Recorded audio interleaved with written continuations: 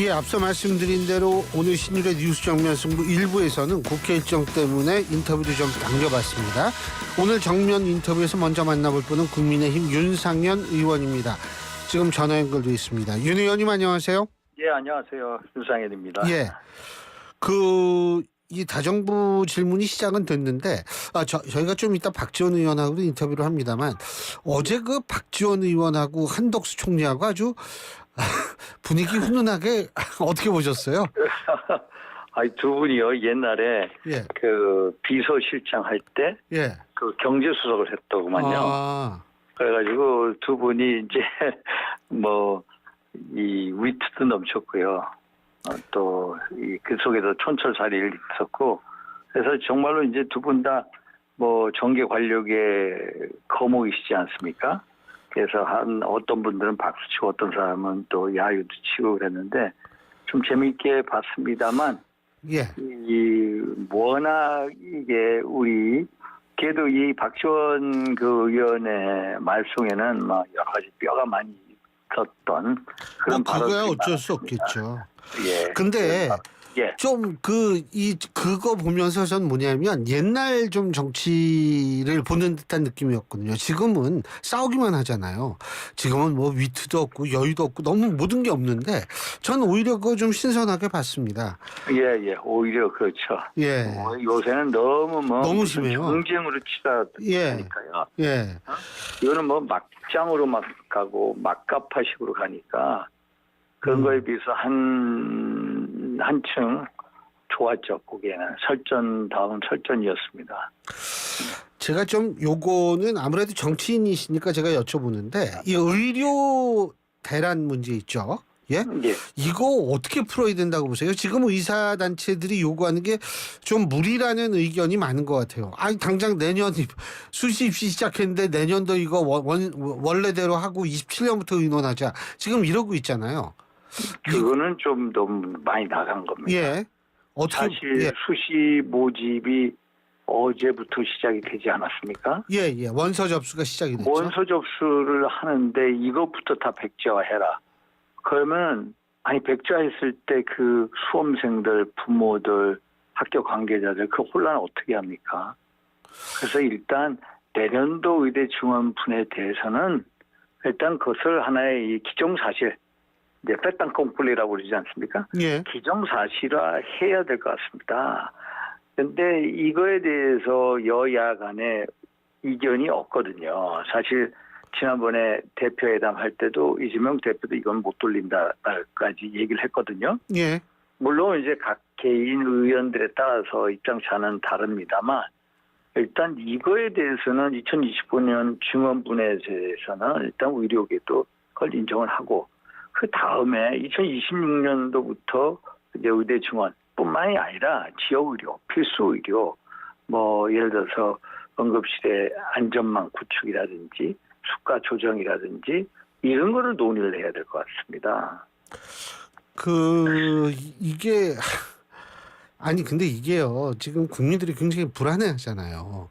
이게 예. 굉장히 불안해하는 상황에서 지금 계속 의료계 이렇게 나오고 있고 사실은 전 개인적으로 뭐라고 생각하냐면 대통령실 정부도 조금 잘못은 했다고 봐요. 그러니까 예를 들면은 2주 전에 한동훈 대표가 2026년도 이 의대 정원을 논의하자라고 얘기를 했을 당시에 대통령실이 좀 받아줬으면 조금 더 낫지 않았을까라는 생각을 하는데 뭐 어쨌든 지금은 2026년도 원점에서 논의할 수 있다 그런 입장 아닙니까? 그죠? 예. 그런데 지금 이렇게 물러났으면 의료계에서 좀 물러나야지 이게 협상이 되는 거 아니에요? 예. 저 의료계에서도 이게 문제가 뭐냐면은 의협 따로, 전공의 따로, 의대생 따로, 뭐 비대위 따로, 뭐 교수협의 따로, 뭐 이런 식으로 되니까요. 이게 서로 다 의견이 각자 다릅니다. 물론 이제 교수협의회 몇 군데는 일단 2026년도부터 빨리 협상을 진행하자 이렇게 나오는 데가 있죠. 서울대 의대 교수협회 같은데. 근데 이제 다 의견이 각자 다릅니다. 그래서 의료계 한 목소리로 어떤 이제 나와야 되는데 그 목소리가 안 나온 거예요. 서로 통합해서 하나의 목소리로 나와야 되는데 그것도 안 되고 있고 또 얘기하고 생각하는 게 또 각자 뭐 전공의별로 의학별로 뭐 비대위별로 뭐 다른 얘기가 나오니까 그게 또 하나 어려운 점인 것 같아요. 그래서 일단은 제 생각에는 일단 이 여야 의정 협의체에 관심 있는 들어오려고 하는 분들부터 상대를 해야 될 것 같아요. 물론 그 전에 우리가 노력을 해야 되겠죠. 여야가. 뭐 어쨌든 이게 지금 교육계에 있는 사람들이면 누구든 다 알거든요. 이거 지금 내년 거를 지금 당장 원서 하고 있는 거를 이걸 다시 무효화하라는 게 이게 그거 혹시 협상용이라고 생각 안 하세요? 그거는 예를 들어서 이 지금까지 왔던 것을 전부 백지화하라는 거거든요. 예.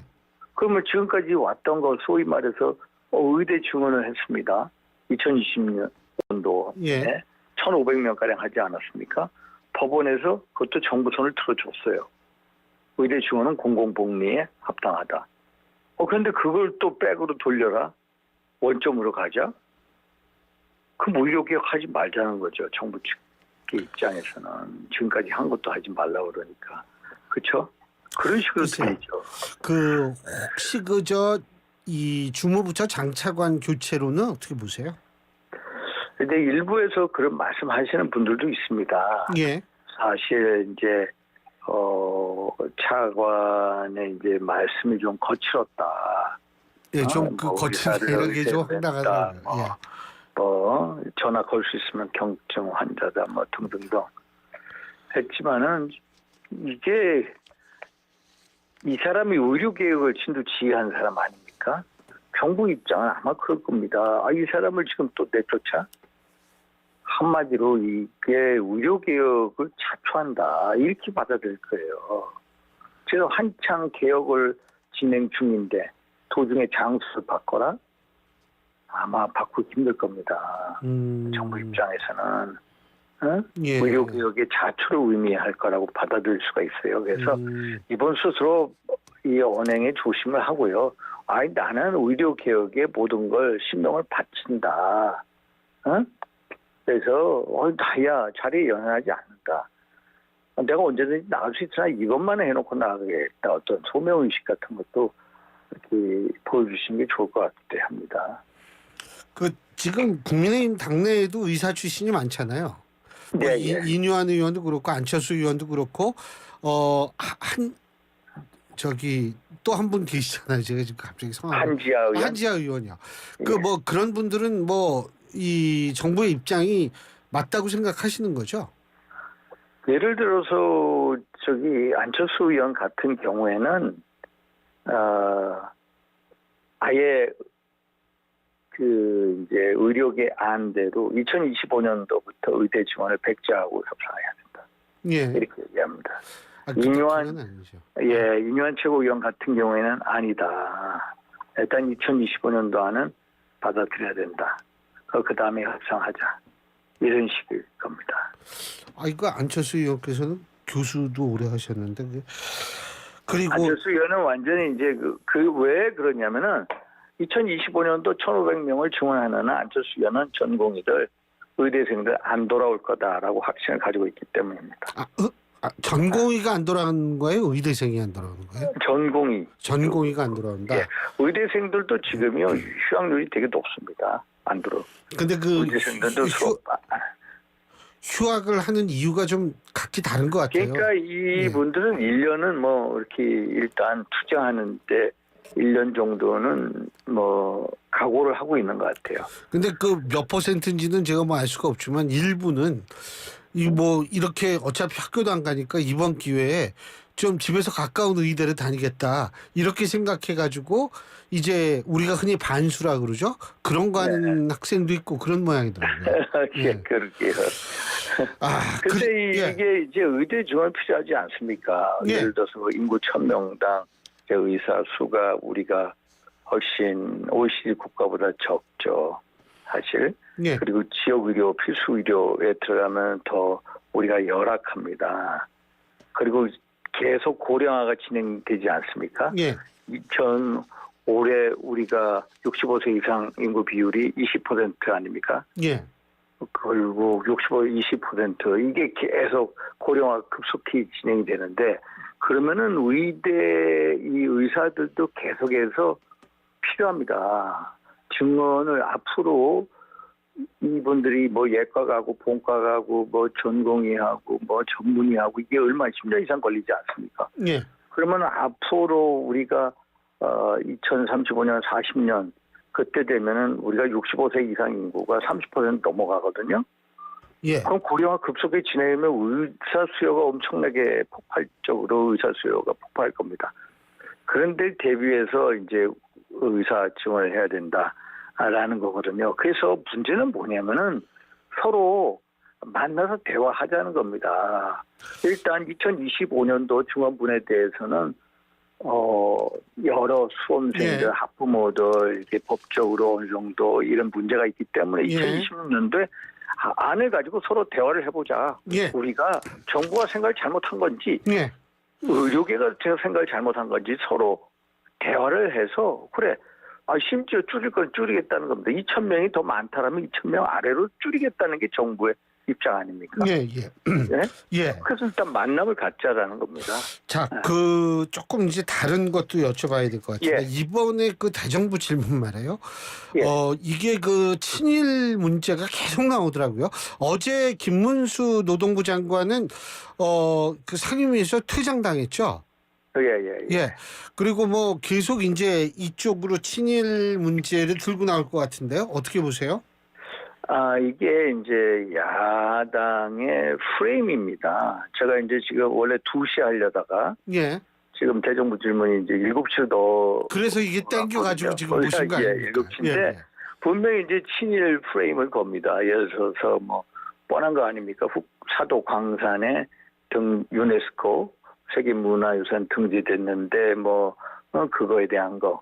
또 후쿠시마 오염수 물론 1년 지나서 아무까지 별 탈이 없습니다만 그거 또 뭐 친일 공직자 뭐 색출하는 법안 만들겠다 또 독도의 날을요 국가 기념일로 지정하겠다 이런 거 가지고 나옵니다. 그래서 이게 저는 안타까운 게 뭐냐면 김대중 대통령 않습니까? 민주당의 뿌리가 김대중 대통령인데. 김대중 대통령이 98년도 오부치 개조하고 미래 파트너십 선언을 하고 과거서 문제를 짚고 미래로 향하자라고 얘기하지 않았습니까? 그때 그리고 일본 문화 다 개방했죠. 예, 일본 문화. 국민의 80%가 반대했습니다. 그런데도 개방을 했고 일왕이라고 하지도 않고 천황이라고 했고요. 예. 히로히토 천황의 분향소에 가서 90도를 철했습니다. 가장 친일 행적을 보인 분이 김대중 대통령입니다. 그런데 김대중 대통령은 뭐라고 그러셨냐면요. 한일 관계에 대해서 50년도 안 되는 불행한 역사 때문에 1500년이 넘는 교류협력의 역사를 무의미하게 하는 것은 어리석은 일이다. 그래서 우리가 비록 피해자이지만 먼저 화해 손길을 일본에게 내밀자. 그럼으로써 그들로 하여금 화해 협력. 사과를 이끌어낸다. 이게 김대중 정신이고 그게 결단이거든요. 그럼 그런 면에서 보면은 윤석열 대통령도 한일 관계에 있어서 김대중 정신을 이어받아서 결단을 한 거거든요. 그런데 결단한 거를 이분들은 자꾸 반일 친일 프레임에 몰아갑니다. 그러면은 왜 저러느냐? 우리 국민이 반일 친일 프레임에 들어가면은 반일 그 프레임을 먹히기 때문입니다. 먹히기 때문. 지금 문제는 뭡니까? 젊은 세대는 먹히지 않을 거예요. K-팝, J-팝 문화 장벽을 지금 부수고 있지 않습니까? 올해 1월 달부터 6월 달까지요. 한국에서 일본에 간 외국인 가장 많은 게 우리 한국인입니다. 예. 한국인 가장 많아요. 444만 명이 갔습니다. 20대가 제일 많아요. 그리고 예, 거기에서. 그렇게 일본 올해 1,000만 명이 갑니다. 지금 30대에서 한국어 배우는 게 일본 사람들 10% 배웁니다. 20대가 20%. 그리고 지금 10대가 30% 배웁니다. 그래서 앞으로 세대는 달라요. 제가 어제 홍석현 회장하고 중앙일보 한일 비전 포럼 가서 이제 토론했는데 홍석현 회장이 그러시다고. 최근에 윤동민 대사가 일본 대사 마치고 와서 하는 게 어떤 게 있냐면은 한국어를 배우는 일본의 10대가 벌써 30%라는 겁니다. 20대가 20%. 그래서 앞으로는 달라질 건데 시대가 이렇게 변하는데 우리는 매번 과거에 얼마나 있어야 되겠느냐. 물론 과거사에 직시하죠. 과거사 잊지 말죠. 기억해야죠. 그러나 그게 얼마나 있어도 안 된다. 과거사는 과거사대로 우리가 해결해 나가고 한일 간의 미래 협력은 협력대로 이 투 트랙으로 나아가야 되거든요. 그런데 이제 자꾸 야당은 프레임을 가지고 전부 반일 친일로 모는 겁니다. 이게 결국 시대에 뒤떨어지고 김대중 정신을 망각한 거다. 그래서 제가 대정부 질의에서 이 말씀을 드리려면 민당 의원들한테 김대중 정신은 이런 거였다. 김대중 정신을 우리가 한번 상기시켜보자.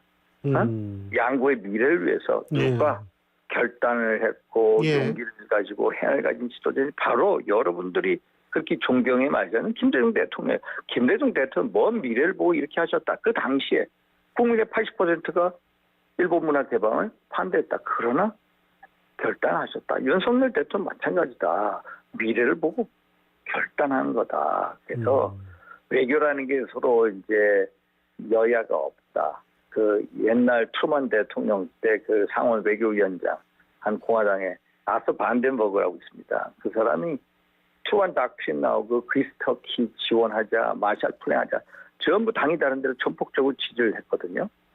아서 반덴버그. 그 사람이 얘기한 게 이 정치라는 거, 국내 정치라는 것은 politics, 이제 영어로 말씀, politics stops at the war's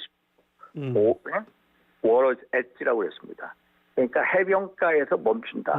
우리의 해안 경계선을 넘어가면은 정치는 없다라는 겁니다. 정치는 스탑한다. 결국 외교 문제에 대해서는 서로 이제 정쟁으로 치닫지 않는다. 유명한 말인데 우리가 배워야 할 거라고 보고 있습니다. 그리고 또 한 가지는 지금 문재인 전 대통령에 대한 수사 문제 있지 않습니까? 이 부분에 대해서 민주당은 정치 보복이라고 지금 나오고요. 그리고 어쨌든 이재명 대표와 문재인 전 대통령이 연합을 하는 듯한 모습을 보이고 있는데 이 부분은 어떻게 평가하십니까? 그거가 이제 예를 들어서 문재인 대통령 초기 때 얼마나 적폐청산이라고 해가지고 수사를 했습니까? 그 당시에 5명이 자살했죠. 200명이 갇혔습니다. 박근혜 대통령, 이명박 대통령 다 감옥 갔죠. 그때 적폐수사라고 했습니다.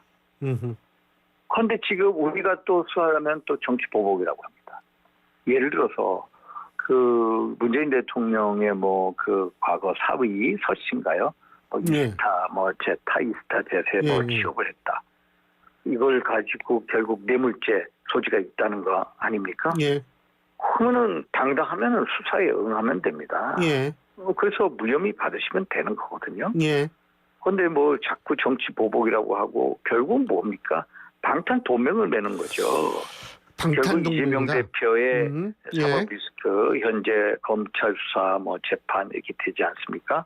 또 이분도 문재인 대통령도 지금 검찰 수사 이제 앞에 왔죠. 곧 소환되시겠죠. 뇌물 수수자라고 아예 피의자로 적시가 돼 있지 않습니까? 근데 이거는 저는 시작이다. 앞으로 문재인 대통령에 있던 예를 들어서 울산시장, 송철 울산시장 선거 개입 사건. 그거 전혀 안 냈습니다.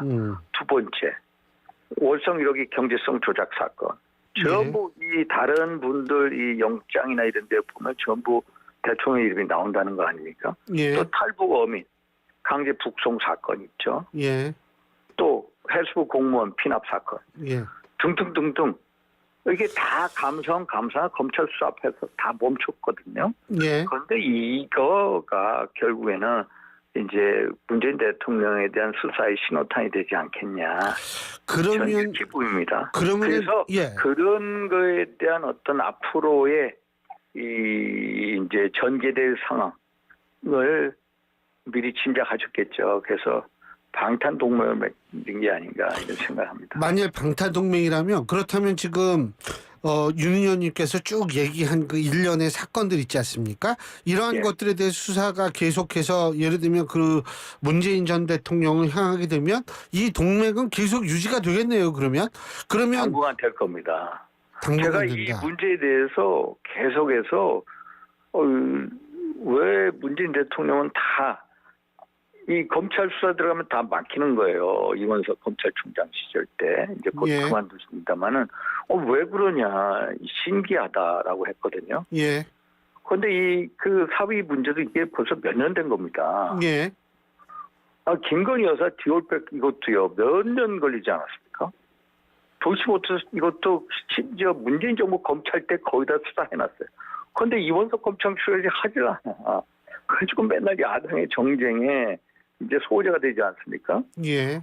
그래서 이제는 이제 빨리 그런 문제를 이제 털 건 털어야 된다. 검찰이 너무 정치권의 눈치를 보면 안 된다 이런 말씀. 그러면은 결국 수사 때문에 그 민주당 내에 있어서의 친명 비명 이 화합을 하게 생겼네요. 일단은 방탄 동맹으로 가는데요. 예. 문제는 뭐냐면은 이제 검찰 수사 예. 재판 결과 예. 이제 내용을 보겠죠. 내용. 재판 결과는 결국 이재명 대표에 대한 2심 이재명 판결. 대표는 이제 9월, 10월 아마 다음 달이죠. 예, 다음 소위 달. 말해서 예. 이제 두 가지 사건, 예. 의정교사 사건, 예. 선거법 위반 사건에 대해서 예. 1심 판결이 나온다는 거 아닙니까? 예. 그래서 그거는 뭐 10월 달에 1심 이제 재판 결과가 나오겠죠. 예. 또 그리고 또 문재인 대통령은 이제 검찰 수사가 들어가겠죠. 그래서 검찰 수사나 재판에 대한 어떤 결과나 내용을 보고 이제 국민 여론에 이걸 한번 살피겠죠, 이분들이. 그래서 그때 또 잠깐 이 친명과 비명 간에 있어서 이 동맹 관계는 이게 계속 유지가 될지 이 부서질지 그거 한번 유지 안 갑니다. 올해 그렇게 유지는 안 된다. 예. 한번 보십시오. 예, 예. 문재인 대통령하고 이재명 대표 2017년 대통령 후보 경선에서 예. 서로 격돌하지 않았습니까? 예. 그때 얼마나 많은 갈등이 많았습니까? 예. 2018년도에 문재인 대통령 되신 다음에 그 9월 달에 평양을 방문하죠. 그때 지자체 단체장들 데리고 갑니다. 예, 그때 빠졌죠. 근데 박원순 시장, 최문순 지사 데려가는데 정말로 북한하고 다양한 교류 협력 사업을 하려고 하는 이재명 경기도지사는 안 데려가요. 예, 예.